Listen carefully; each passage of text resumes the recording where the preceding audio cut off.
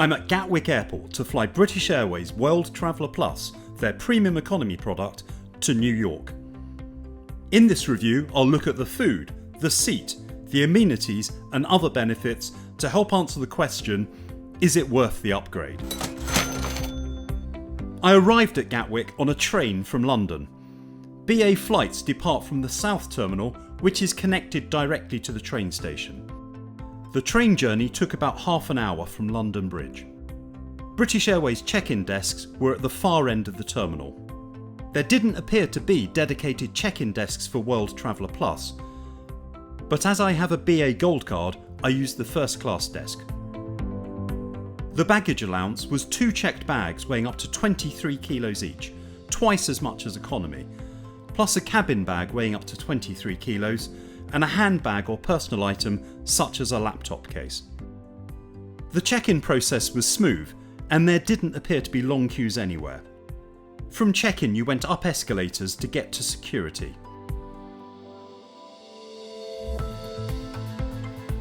World Traveller Plus passengers didn't get access to fast-track security, but the main security area was very efficient. After security you went back down escalators, through a labyrinth of duty-free shops and into the main departure lounge.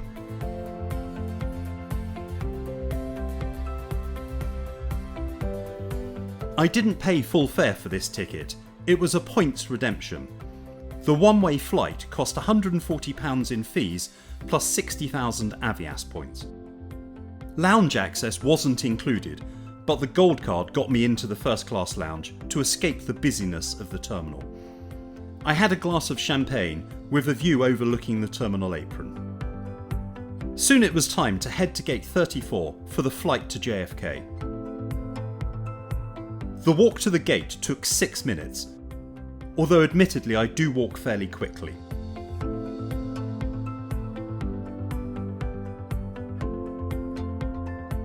Arriving at the gate, the plane was in the final stages of being prepared. It was a Boeing 777-200 extended range aircraft, registration Golf Victor India India Oscar. It was 25 years old. Boarding hadn't started when I arrived at the gate and queues started to form. World Traveller Plus passengers got priority boarding after business class passengers.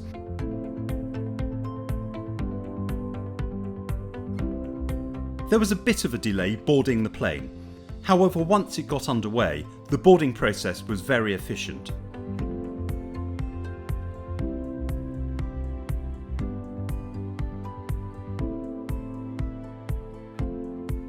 World Traveller Plus was located at the front of the second cabin of the aircraft. There were 52 seats in a 242 configuration. I was towards the back of the cabin in seat 15A. The seat had a width of 18.7 inches. The pitch between rows was 38 inches. The seat could recline up to 8 inches. There was an adjustable headrest. There was plenty of space around the seat. There was a storage shelf in the back of the seat in front, with a storage pocket below. The entertainment system had a 12-inch high-definition touchscreen display. Unfortunately, the cleaning hadn't been great, and an empty wine bottle rolled out from below the seat. To be fair to the crew, they were very apologetic and promised to report the issue. An amenity kit was provided. It contained standard airline socks, an eye mask, toothbrush and toothpaste, a biro and lip balm. Pre-departure, water, juice or Prosecco were offered. Let me know what you think of the review. Leave a like, subscribe for future reviews and comment away. A leg rest folded down from the seat in front. There was also a calf rest which folded out below the seat. This made the reclined seat pretty comfortable. For a premium seat, the width was on the narrower side, but that's common across most newer seats on all airlines. Overhead there were reading lights, but no individual air vents. Between the seats in front was a bottle holder. Between the seats were power sockets and a USB port. At the side of the seat was a controller for the entertainment system and buttons to recline the seat and calf rest. The supervisor handed out menu cards prior to takeoff. For those of us sitting towards the back of the cabin, she suggested we chose a first and second choice for the meal in case the first choice was no longer available. The flight was very busy. There was only one empty seat in World Traveller Plus. Fortunately for me, that was the seat next to me. We pushed back from the gate about half an hour behind schedule as BA's novel new safety video was played.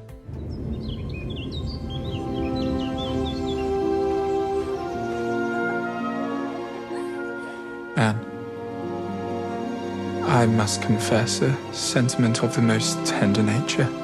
Welcome, everyone. Is it a winged creature of the air? Or perchance a celestial contrivance navigating the skies? No, ma'am. That's a British Airways A350. We taxied from the gate across the airfield, waiting up for about 10 minutes before taking off from runway 26 left. Although Gatwick Airport only has one operational runway, technically there are two, but they're too close together to both be on operation, so 26 right was used as a taxiway.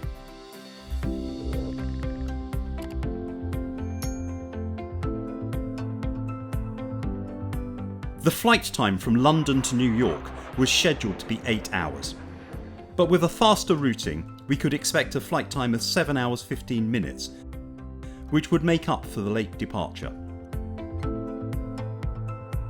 Comfortable noise-cancelling headphones were provided for the entertainment system.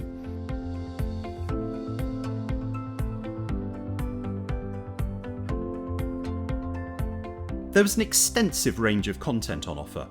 I counted 486 movies.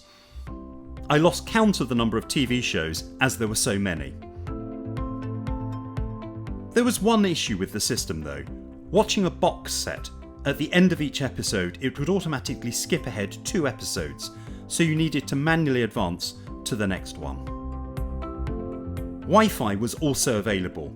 BA Executive Club members, regardless of status, got free messaging, and a browsing package for the whole flight cost £15. There were very good download speeds averaging 19 megabits per second. Shortly after takeoff, a hot towel was offered.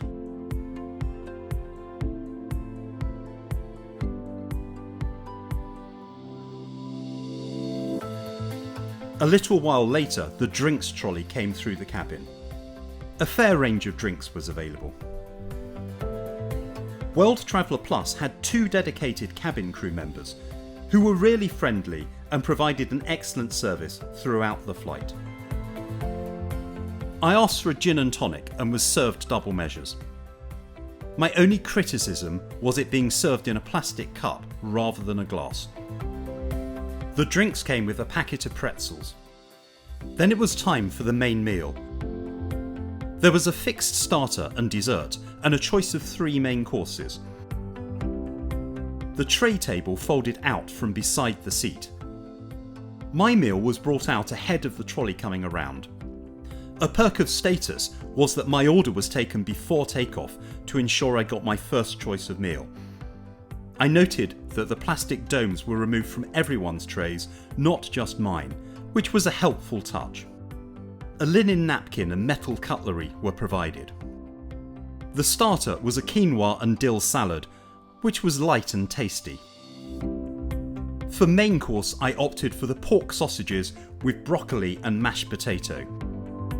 This was very good comfort food. Dessert was a chocolate marble cake with berry coulis. There was also a sweaty piece of cheddar with some crackers. Overall, it was a great meal with nice sized portions. The meal was accompanied by some wine. There was a choice of 2 red and 2 white wines. I opted for the Merlot, which was good. After the meal, tea was served in a paper cup. World Traveller Plus passengers were directed to use the toilet at the front of the cabin. I think this was technically a business class bathroom and we should have used the toilets in the economy section. It was a standard compact plain toilet and was showing its age. However, the White Company hand wash and lotion were provided. There was a changing stall and changing mat. On the way back to my seat, I picked up some snacks from the basket in the galley. There was turbulence a few times during the flight, with the seatbelt signs coming on. A good quality blanket was provided, alongside a small pillow. I settled down to watch some old episodes of Downton Abbey on the entertainment system. About 90 minutes prior to landing, a light snack was offered. This was a hot, savoury pastry, which was accompanied by a choice of drinks from the bar. The snack was delicious. Soon we were preparing to land. A video about BA's charity appeal was played on the entertainment system. The seatbelt sign came on about 25 minutes prior to landing. The flight had made good progress and made up most of the time from the late departure. We came into land on runway 04 right and taxied around the airfield to Terminal 8. Overall, this was a really good flight. Despite it being school holidays and Gatwick being manic, the ground service was good. The boarding process was slow to start, but was then efficient. The cabin crew were absolutely fantastic. I learnt from them that BA Gatwick long-haul flights have dedicated crew, unlike Heathrow where crew work across both short-haul and long-haul. They provided a first-class service, which I'm sure went beyond what they were supposed to do. The food and drinks were good, better than would have been provided in economy. Not the premium offering you'd expect in business class, but great comfort food. My only criticism was the use of some plastic and paper cups rather than glassware and china. The entertainment system had an extensive range of content and worked well, except the skipping episodes issue. The noise-cancelling headphones were a great benefit. The blanket and pillow were good quality and made it feel a more premium service than economy. And the amenity kit was a nice touch. For £140 and some points, it was a great deal. It's an option I definitely consider again in the future. Let me know what you think about World Traveller Plus. Would you upgrade? Comment, like and share the review. And please do subscribe to Doors to Auto for future reviews.